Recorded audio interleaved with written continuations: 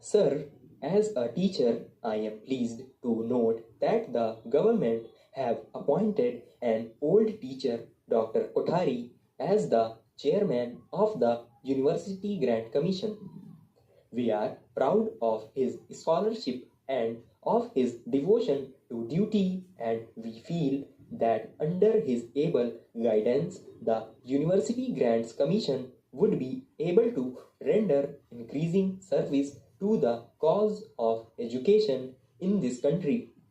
I am glad to know from the Education Minister that the University Grants Commission and the Education Ministry and functioning harmoniously, but I wish to point out that in the last report of the University Grants Commission, the Commission pointed out certain difficulties in carrying out its responsibilities.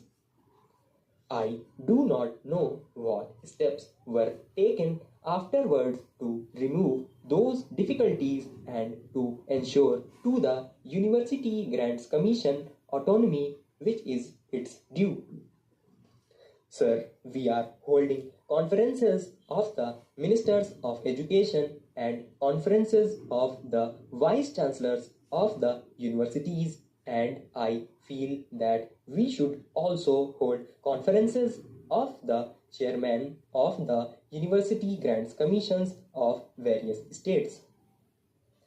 In spite of that jurisdiction, we are holding conferences of vice chancellors of universities and we are dealing with various educational questions. If there are no University Grants Commission in certain states and if they are not functioning properly, it is the duty of the Education Minister at the center to deal with that problem.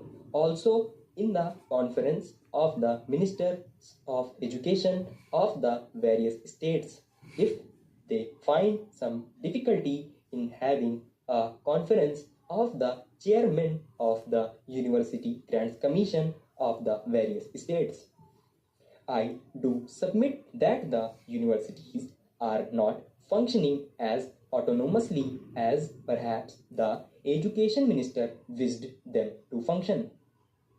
I know that in the last report of the University Grants Commission, it was said that freedom is vital to good education and democracy, and I know that our education minister today also repeated the same idea in other words.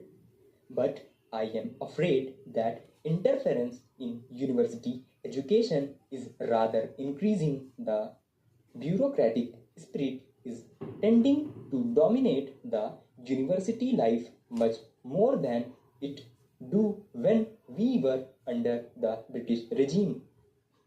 Universities in certain states are tending to be instruments of the government's policies.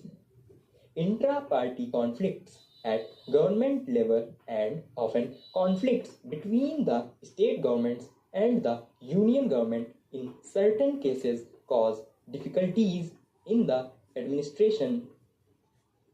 I do know that for the present state of affairs, teachers and students are to act